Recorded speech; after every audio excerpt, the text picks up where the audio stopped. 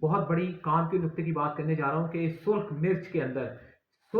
अंदर गरम मसालों के साथ सब्जियों को मैं भी पकाने के बारे में अक्सर कहता रहता था, और जब आप अभी मैं तोरी के बारे में पढ़ रहा था तो यहाँ बड़ी खूबसूरत बात आई, तो मैंने कहा बड़ी तफसील से आपको ये बताऊं कि सुर्ख मिर्च और गरम मसाले ज़्यादा मिकदार में मिलाते हैं, ठीक है जी, बहुत सारी साबी सब्जियों को, टिंडे, तोरी, कद्दू, शलजम, पेठा वगैरह ऐसी चीज़ों को खाने के लिए क्यों? तो इसकी तफसील आपके सामने आ गई। याद रखें कि जो अशियाएँ साबी लाती हैं, यानी कि तर सर्द है, एक तर गर्म होती है साबी गुड्डी और दूसरी तर सर्द होती है, दोनों की कैटेगरी के ऊपर बात हो जाएगी ये। वो कदरे देर हज़म होती हैं, ऐसी चीज़ें जल्दी हज़म नहीं होती, ख़ास तौर पे तो तर सर्द, जो फुल टाइम ही जिनमें लिक्विड पानी बहुत ज़्यादा होता है। और अवाम और हुक्मा लोग ऐसी चीज़ें जो हैं, इनमें उनको उनके साथ उज़लाती अशिया को मिलाते हैं, खुश्क चीज़ों को मिलाते हैं, तो फिर वो जल्दी हज़म होती है। मसलन तमाम साबी सब्जियों में सुर्ख मिर्च और गरम मसाले ज़्यादा मिकदार में मिलाते हैं ताकि इनमें जल्द हज़म होने की ताकत पैदा हो जाए। ये मैं बेशुमार लोगों को कहता रहता हूँ कि सुर्ख मिर्च मिलाकर ही सब्ज़ी खाया करें ताकि वो जल्दी से हज़म हो जाए। दरअसल करारा डालें, ठीक है जी, और बहुत गली हुई सब्ज़ी तैयार करें। लेकिन जब लोग इसको बिल्कुल फीका खाने की कोशिश करते हैं, हाँ, किसी खास मर्ज़ में मैं बेशुमार वीडियो के अंदर बता चुका हूँ, जब जिगर गुर्दों के बहुत सारे मसाइल हों, सोज़िशें और यरकान और बहुत सारी चीज़ों को ठीक करना चाहिए, तो बहुत अच्छी तरह गली हुई सब्ज़ी बना के रोटी कम सालन की शक्ल में खाना चाहिए, और हल्का-फुल्का अदरक, लहसुन और काली मिर्च उसमें इस्तेमाल करनी चाहिए। अच्छा, ताकि जल्दी हज़म हो जाए और ताकि हज़म हुए बगैर पड़ी ना रहे, और अगर ये पड़ी रहेगी तो फिर हैज़े की शिकायत होती है, गैसेस बनने लग जाती हैं, लोगों को बदहज़मी होती है, फिर वो कहते हैं जी हमने सब्ज़ी खानी नहीं है, हमें सब्ज़ी अच्छी नहीं लगती, ये होता है, वो होता है। लेकिन जब बहुत ज़्यादा ज़बरदस्त स्पाइसी करारी बनाएँगे, हज़म भी होगी, मज़ा भी आएगा और बआसानी खा भी लेंगे। शीरीं और इसी तरह शीरी और कुछ लफ्ज़ लिखा हुआ मिक्स हुआ। लीमू का सिरका और इसी किस्म की तुर्श अशिया, ठीक है जी, मिलाकर शिकंजी बनाते हैं, यानी बाज़ एसाबी शिया अज़विया में ख़मीर उठाकर खाते हैं, मसलन दूध दही बनाकर इस्तेमाल किया जाता है, जिसकी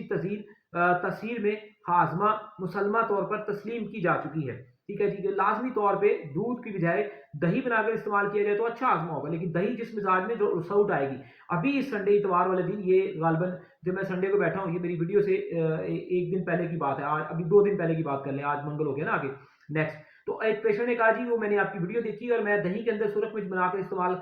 जब मैंने खाई है नमक और सुरख मिर्च डाल के, तो मुझे नज़ला ज़ुकाम नहीं हुआ, वरना दही इस्तेमाल करने वालों को फ़ौरन जो है वो नज़ला ज़ुकाम हो जाता है। तो ये भी एक बहुत बड़ा सबूत बेशुमार, क्योंकि मैंने बेशुमार वीडियोज़ लगाई हुई है कि सहरी के अंदर जो लोग दही खाते हैं, सहरी इफ्तारी खास तौर पे सहरी में लोग दही खाते हैं, तो चीनी मत इस्तेमाल करें, बल्कि उसमें सुरख मिर्च नमक डालें, उसमें मैदा भी परफेक्ट रहता है, तबीयत इफेक्ट रहती है, सुस्ती भी नहीं आती, और खाना अच्छे से डाइजेस्ट होता है, और बिला वजह भूख भी ज़्यादा नहीं लगती और तबीयत बड़ी फ्रेश रहती है।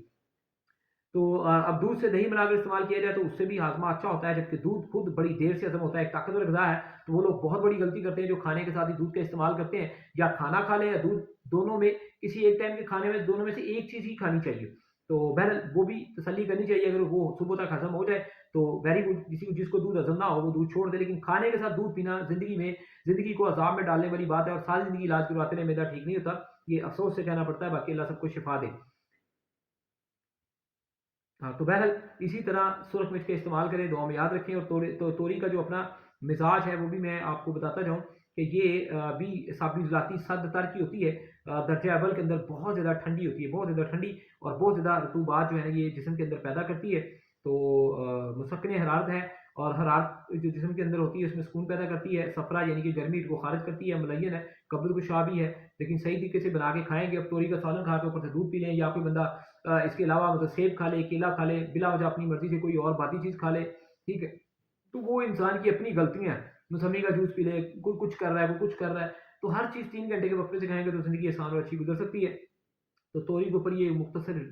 मुख्तसर वीडियो लगा दी है, और इसके फ़वाइद के अंदर देखा जाए तो दिमाग को ताकत दे रही है, बलगम को ख़ारिज करती है, और इसके साथ-साथ बदन की ज़र्दी यानी कि पीलेपन को ख़त्म करती है, रतूबत बढ़ाती है, और पेशाब खुल के आता है, गुर्दों के निज़ाम में तहरीक पैदा करके पेशाब खोल देती है, बड़े फ़ायदे हैं इसके। लेकिन वही बात आ गई कि अच्छी तरह गली हुई तैयार करेंगे, लेकिन इसको लोग जब बहुत ज़्यादा नरम और गला के नहीं बनाते, तो फिर देर से हज़म होती है, जब देर से हज़म होती है, मैदे में पड़ी रहती है, ऊपर से बदकिस्मती से हम पानी ज़्यादा पी लेते हैं। जब पानी पी लेते हैं तो पानी में सब्ज़ी तैरती रहेगी, तो मैदा ठंडा हो जाएगा। जो मैदे की हीट होती है जिसने ग़िज़ा को हज़म करना है, या 2 खलीए जो मैदे में एक्टिव होते हैं और जो एसिड तेज़ाब पैदा करते हैं, खाने को नरम करने के लिए, हज़म करने के लिए मैदे के अंदर फिर आगे आंतों में जाना होता है, तो बहरहाल वो मैदे में ही पड़ा रहता है। तो इस तरह से पानी बहुत ज़्यादा खाने के साथ पी के कभी भी अपने मैदे की आग को ठंडा ना करें। गर्म बुखारों में बगैर गोश्त और मिर्च स्याह के साथ पकाकर खाना बेहद मुफ़ीद है। जैसे मैंने बताया कि बीमारियों के दौरान इसको बगैर नमक मिर्च अच्छी तरह गला के पका के काली मिर्च में खाएँगे तो बड़ा फ़ायदा होगा, घिया कद्दू की निस्बत घिया और कद्दू, यानी कि कद्दू की निस्बत ये ज़ोर हज़म होती है और मौसम बरसात में कसरत से खाना, अगर मौसम बरसात चल रहा है तो कसरत से ज़्यादा मिकदार में खाने से